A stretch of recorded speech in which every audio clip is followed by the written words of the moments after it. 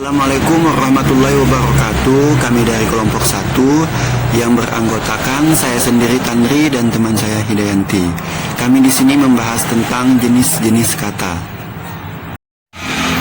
Dalam perkembangan tata bahasa Indonesia, terdapat banyak rumusan tentang kelas kata oleh para ahli bahasa. Namun, secara umum, kelas kata terbagi menjadi berikut ini: kata kerja, verba; kata benda, nomina; kata ganti, pronomina; kata sifat, adjektiva; kata keterangan, adverbia; kata sandang, artikula; kata bilangan, numeralia; kata sambung, konjungsi; kata seru, interjeksi; dan kata depan, proposisi. Yang pertama, kata kerja atau verba adalah kata yang menyatakan perbuatan atau tindakan, proses dan keadaan yang bukan merupakan sifat. Kata kerja pada umumnya berfungsi sebagai predikat dalam kalimat. Ciri-ciri kata kerja dapat diberi aspek waktu, seperti akan, sedang, dan telah. Misal, akan pergi, sedang main, telah pulang. Dapat diingkari dengan kata tidak, misal, tidak makan, tidak tidur. Dapat diikuti oleh gabungan kata dengan ditambah KB atau KS. Misal, pergi dengan adik, menulis dengan cepat. Macam-macam kata kerja atau verba. Verba dasar bebas, misal, duduk, makan, mandi, minum, pergi, dan pulang. Verba turunan terdiri atas verba berafiks, contoh, ajari, bernyanyi, bertaburan. Verba bereduplikasi, contoh, bangun-bangun, ingat-ingat, makan-makan. Verba berproses gabung, contohnya, bernyanyi-nyanyi, tersenyum-senyum. Verba majemuk, contohnya, cuci mata, cuci tangan, unjuk gigi. Verba transif, kata kerja yang membutuhkan objek, contohnya, saya menulis surat. Saya sebagai subjek, menulis sebagai predikat, dan surat sebagai objek. Verba intransitif, kata kerja yang tidak memerlukan objek, contoh, mereka duduk di taman. Mereka sebagai subjek, duduk sebagai predikat, dan ditanam sebagai keterangan. Yang kedua ada kata benda atau nomina. Adalah kata yang mengacu kepada suatu benda konkret maupun abstrak. Kata benda berfungsi sebagai subjek, objek, pelengkap, dan keterangan. Ciri-ciri kata benda. Yang pertama, dapat diingkari dengan kata bukan. Misalnya, bukan gula, bukan rumah, bukan mimpi. Yang kedua, dapat diikuti dengan gabungan kata yang ditambah KS atau yang sangat ditambah KS. Misalnya, buku yang mahal, pengetahuan yang sangat penting. Macam-macam nomina. Yang pertama ada nomina bernyawa. Misalnya, Umar, Abdullah, nenek, nona, dan ayah. Nomina tak bernyawa. Misalnya, nama lembaga, hari, waktu, daerah, dan bahasa. Nomina terbilang, misalnya, kantor, rumah, orang, dan buku. Nomina tak terbilang, misalnya, udara, kebersihan, kemanusiaan. Nomina kolektif, misalnya, cairan, asinan, buah-buahan, kelompok. Baik, yang ketiga ada kata ganti pronomina. Adalah kata yang dipakai untuk mengacu pada nomina lain. Pronomina berfungsi untuk menggantikan kata benda, nomina. Macam-macam pronomina. Pronomina dalam bahasa Indonesia dibagi menjadi 3, yaitu yang pertama pronomina persona. Pronomina reduplikasi, misalnya kita-kita, dia-dia, dan beliau-beliau. Pronomina berbentuk frasa, misalnya, kamu sekalian, aku ini, dan dia itu. Pronomina takrif terbatas pada pronomina persona atau orang. Misal, pronomina persona 1, kata ganti orang 1, saya, aku tunggal dan kami, kita jamak. Pronomina persona 2, kata ganti orang dua, kamu, engkau, anda tunggal, dan kalian, anda sekalian jamak. Pronomina persona 3, kata ganti orang tiga, ia, dia, beliau tunggal dan mereka jamak.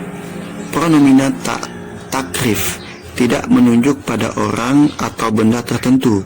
Misal, sesuatu, seseorang, barang siapa, dan siapa. Pronomina takrif terbatas pada pronomina persona atau orang. Misal, pronomina persona 1, kata ganti orang satu, saya, aku tunggal dan kami, kita jamak.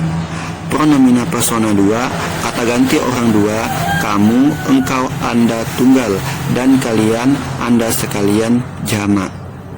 Pronomina persona 3, kata ganti orang tiga, ia, dia, beliau tunggal dan mereka jamak. Pronomina takrif tidak menunjuk pada orang atau benda tertentu.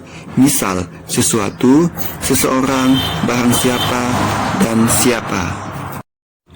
Yang keempat, kata sifat atau adjektiva adalah kata yang menerangkan sifat, keadaan watak, dan tabiat orang atau binatang atau benda.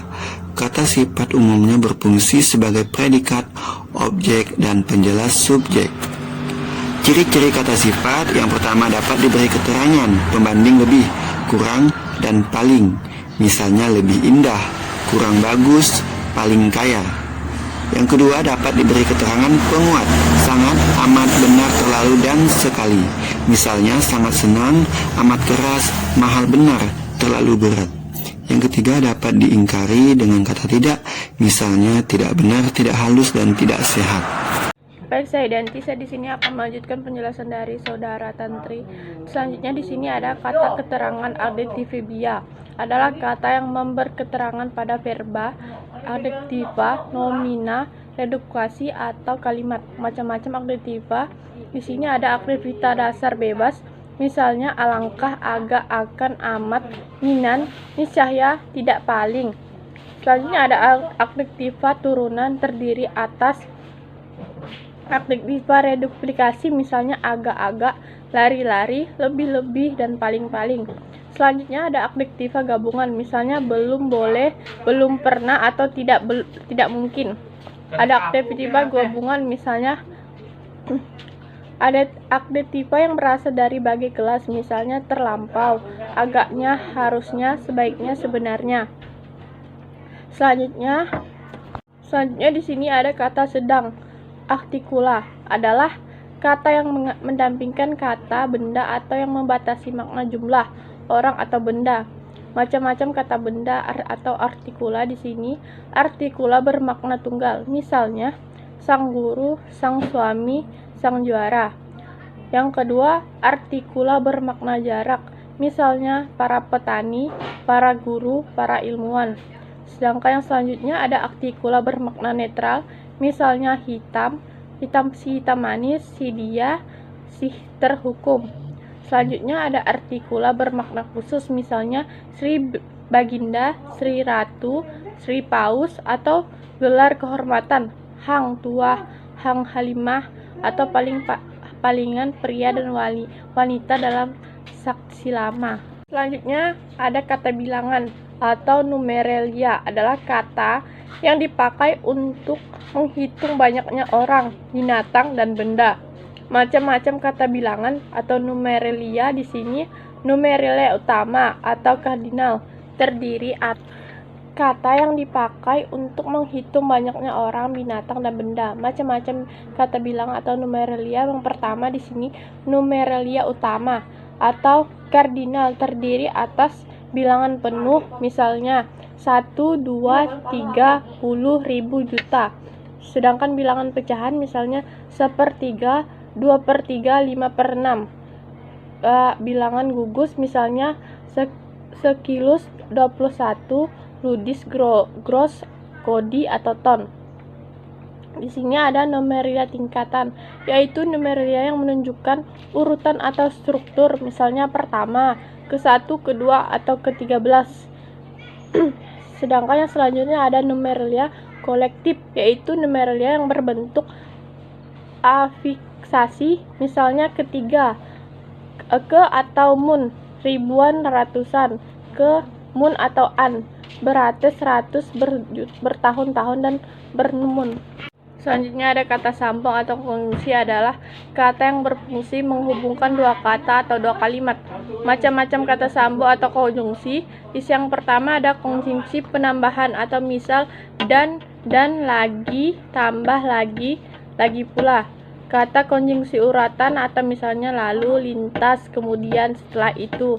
Kata konjungsi pilihan, misal atau. Konjungsi perawalan, misalnya tetapi, sedangkan, namun, sebaiknya, padahal. Konjungsi menyatakan waktu, misalnya ketika, sejak, saat. Konjungsi sebab akibat, misalnya sebab, karena itu, akibatnya. Kata seru atau injeksi adalah kata yang menyatakan luapan perasaan atau emosi. Yang pertama ada kata seru menjijikan, misalnya bah, ciah, cih, ih, dan idih. Kata seru kesesalan, misalnya brengsek, sialan, buset, keparat. Kata seru kekaguman, misalnya aduh, hai, amboy, asyik. Kata seru kesyukuran, misalnya syukur, alhamdulillah.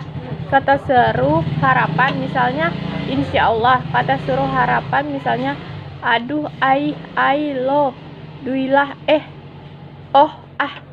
Kata seru keheranan. Kata seru kekagetan, misalnya astaga, astagfirullah, masya Allah. Kata seru ajakan, misalnya ayo, mari. Kata seru panggilan, misalnya hai, hey, halo. 10 di sini ada kata depan atau proposisi. Adalah kata yang selalu berada di depan kata, benda, kata sifat, atau kata kerja untuk membentuk gabungan kata depan atau frasa profesional. Macam-macam kata depan Selanjutnya di sini saya akan menutup penjelasan dari saya. Sebelum saya menutup penjelasan ini, saya akan memberikan kesimpulan. Kesimpulannya adalah banyak sekali kata-kata yang sering kita ucapkan. Kita adalah kumpulan bunyi ujaran yang mendukung sebuah arti yang jelas, atau kata adalah susunan dari huruf-huruf abjad yang mempunyai arti tertentu. Misalnya, sejenis dalam huruf bahasa Indonesia, kata dapat dibedakan menjadi 10 jenis, yaitu kata kerja, kata benda, kata ganti, kata sifat atau kata keterangan, kata sedang, kata bilang, kata sambung, dan kata seru, kata depan. Kata merupakan elemen terkecil dalam sebuah bahasa. Yang diucapkan atau dituliskan merupakan realisasi kesatuan perasaan dan pikiran yang dapat digunakan dalam berbahasa. Terima kasih. Assalamualaikum warahmatullahi wabarakatuh.